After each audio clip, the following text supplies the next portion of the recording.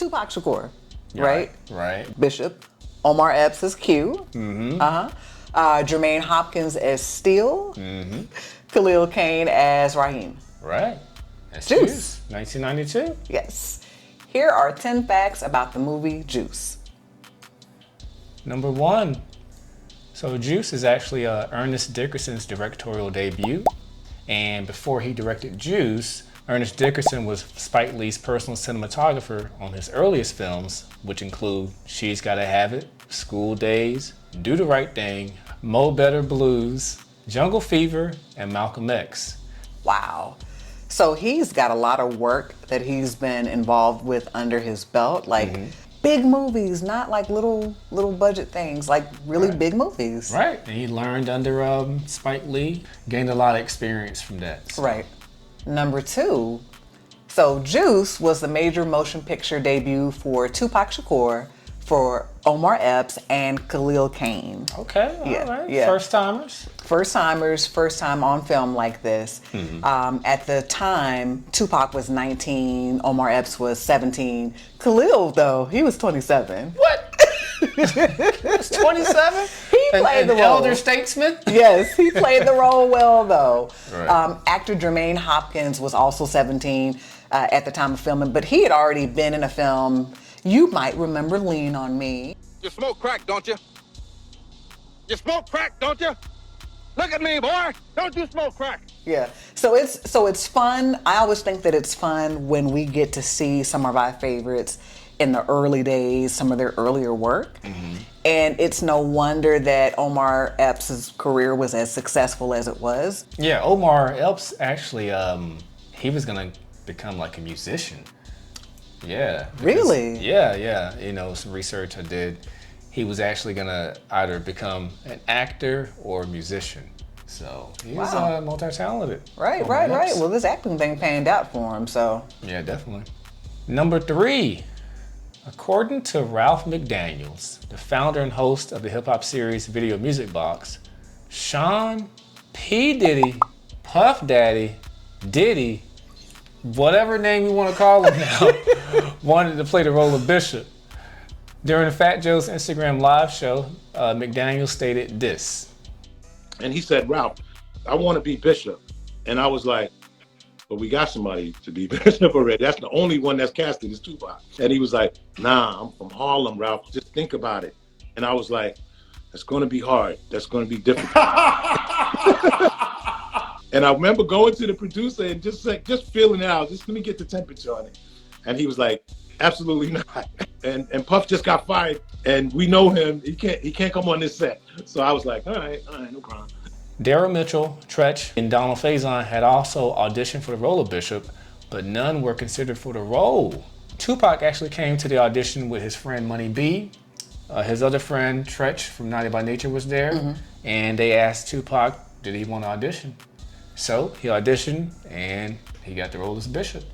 That's so crazy, though. When you think about, like, just chances, like just a freak chance out of nowhere. He's there just to support his friend. So Money B is from Digital Underground. He's running lines with him. So I believe that Money B actually was also auditioning for the role of Steele. Yes. So Tupac is running Bishop's lines. So I'm pretty sure it did not hurt that he was already familiar with the role. Yeah. And then something else that people may not know, he actually attended a school of the performing arts when he was in Baltimore. Yes. So he's polished because he's familiar with the lines, but he knows what he's doing. He's a natural in this role. Him and Jada went to that school. Really? Yes. Wow. Yeah, that's where they met. No wonder she said this man her damn soulmate. She's known him from her childhood. Number 4. In a 2022 interview with Yahoo Entertainment, director Ernest Dickerson stated, "The script was written 9 years before we were actually able to make the movie. It was written in the early 80s after I just got out of film school at NYU. And nobody wanted to touch it. They said, nobody wants to see this movie." So thinking about his career and starting as a cinematographer for Spike Lee, getting all of that experience under his belt. So he's got the story he wants to tell, but he knows the angles, he knows the ins and outs, and he's basically mentored by Spike Lee. So sometimes when we have these delays and these dreams that we have, we know everything happens for a reason. This was the perfect time for that. He was perfectly prepared for this film. Number 5. Before the script was sold to Paramount, another studio had shown interest, but wanted to turn it into a comedy. In a 2022 interview with Complex, Ernest Dickerson stated this. They wanted to buy the script. I love Malcolm Jamal Warner, but they wanted Malcolm because he was on The Cosby Show. Gerard and I were getting these notes that we needed to lighten it up, make it more of a coming-of-age comedy in Harlem because it was already too dark. We said, no, we don't want to do that. We could have made a lot of money just selling it, but we took it back. We said, forget about this. They want to turn this into something we don't want our names on. So can you imagine how different this would have been? So this potentially turning out like something like Friday or something like that. No, this is exactly how it was meant to be. Number 6. The original poster for the film actually featured Tupac Shakur holding a gun pressed against his chest. It was later airbrushed out by Paramount Pictures because someone protested about the messaging that it was sending to African American youths. So some of the original posters had gotten out in circulation, but the picture that we see now is what they ultimately ended up with. That actual movie poster, when you look at the CD, the CD cover has the actual movie poster with Tupac holding the gun to his chest. Okay. But later on, when the 30th anniversary Blu-ray DVD was released, it's an entirely different one. He has the gun inside of his jacket, but you can tell. It's implied that he's got a gun here. Right. I actually like that poster that they have now. I think it's striking. It draws the eye. I like the original. Ain't nothing wrong with the original, but if you have to do it over, it looks pretty good. Yeah. Number 7. So most, if not all, of the lines between Bishop and Q were ad-libbed, according to Omar Epps. In an interview with Yahoo Entertainment, Omar Epps stated that we basically ad-libbed the whole movie. Wow. Literally. Because the original screenplay that they wrote, those guys were a little older, so some of the verbiage was, hey, jive turkey. Okay, I could see how that would not work with a modern audience. Yeah. I guess you really have to think about the fact that Dickerson did write this in the 80s. Early 80s. So early 80s, we're coming out of the 70s where, that type of thing is common. So they had to update it and freshen it. I mean, that just makes this movie all the more legendary because they really did put so much of themselves into it and they were committed to the roles. All right. Number 8. The original ending of the movie had Bishop letting go of Q's hand and falling to his death, but it was changed to have Bishop slip out of Q's hand and beg him not to let him go. Ernest Dickerson was told if he didn't change the ending, the studio, Paramount, might not support the film, which would have destroyed the film's print and advertising budget. He also stated this about the original ending. Part of who Bishop is was shaped by what he knows or what he has heard happened to his father in prison. And Bishop goes over, and Q holds on to him. Then he hears police sirens coming, getting closer. Hold on, man. Come on, man. Help me out here, man. He hears the cops coming, and he stops struggling, and he looks in Q's eyes, and he says, I'm not going to jail. I ain't going to jail. Come on, B, man. Don't poke out on me now. And he lets go. He would rather die than go to jail. It was just an attitude that showed that Bishop wasn't a punk, that he was a force that really had to be reckoned with and dealt with in the right way. I like the original ending. It fit Bishop's character a little bit better. Right. Yeah, I mean, both versions are okay, but I prefer the original ending that was contained on the Blu-ray disc. I agree. It changes the tone a little bit at the end because of that change, but it's great that we still get to see it in its intended format, so that we can see the story as it was meant to be told. Exactly. Number 9, the soundtrack for Juice was released on December 31st, 1991, and included music by artists such as Naughty by Nature, Eric B. and Rakim, Teddy Riley, and Aaron Hall. In Naughty by Nature's Uptown Anthem video, Tupac makes an appearance, because he's friends with Trutch. With Trutch, yeah. One more fact that's unrelated to the movie. Okay.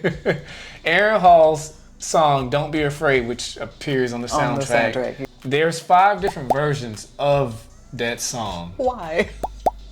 I mean, he had to make a different audience. So the first version is the one that we hear. Okay. That's the original up-tempo version. Okay. The second version is called the Jazz You Up version. Oh, okay. The third version is called the Sex You Down Some Mo version. Oh. Which is pretty good. It's actually... Is that the slower tempoed version? Yeah, this is slower. Oh, no, that's classic Aaron right there. Yeah, that's pretty good. The fourth version is the Nasty Man's Groove. All right. And the fifth version is called the Pressure Point Remix. What?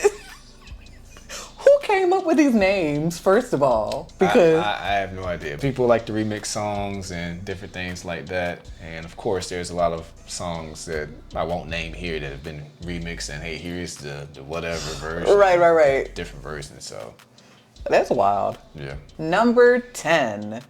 The movie was made on a budget of $5 million and grossed $20.1 million at the box office.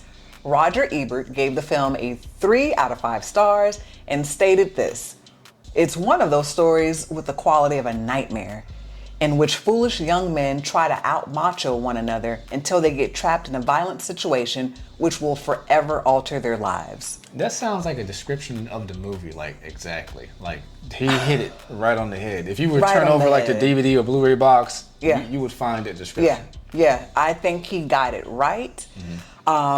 And it's probably why Juice holds an 80% rating on Rotten Tomatoes. The audience score is 90%. Yeah. So definitely well earned. Still a classic. Yeah. Dickerson is an amazing storyteller, and I'm happy that he finally got to put out the film that he really, really wanted to put out. But he, his execution was masterful. So not too much more I can say about that. Yeah. So what about interesting or memorable scenes? I'd say the whole movie is just, it starts out as this crime drama, kind of sort of a coming of age type movie, teenagers. But then after like midway, halfway point, it turns into some type of psychological thriller. I'm like, what is going on? What the hell is this? It's Tupac, and it's probably just Tupac acting his tail off in the movie. Yeah. But he's just doing like jump scares and walking out of the dark like Candyman or whatever. Terrorizing people. What is going on? The movie's interesting. Like, it starts out one way, then by the end of the movie, it's like, what are we watching here? Right. He brought such a darkness to the character. One thing that I think is worth mentioning, he was so committed to the role, and we see, with the previous fact, him and Omar Epps ad-libbing a lot in basically the whole movie, right? When they were in between takes and not on set, Tupac still insisted that people call him Bishop. He stayed in character. Right. Okay. So it just really speaks volumes of his commitment to the craft and to show that he is multifaceted, multi-talented. So something else that suspended disbelief, maybe. So the gun. I never saw any bullets purchased or saying, hey, here's some extra bullets. Okay. For us to carry. So Tupac takes the gun, and I went back and counted how many times he shot the revolver. And I never saw him reload, and they never said anything about bullets, so apparently this might be a magical gun. It's magical. Movie magic. Yeah. So, but I was like, wait a minute, you just shot one guy 5 times. Listen, we will give them the benefit of the doubt. We're under the assumption coming in that the gun is loaded. So, I mean, that's 6 rounds right there. I can't account for the rest of them. I don't know. Hey, it's like I said, it's some magical bullets. It was magic. Movie magic. Movie magic. Well, that's all we have for you guys today. We hope that you enjoyed this content.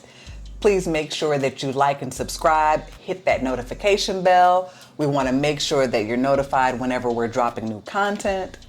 Yeah, leave a comment down below. And if you want to check out any other videos, of course, the link to those videos is down in the description. Yeah. So Yeah. See you next time. Peace. You got the juice? yeah, I do.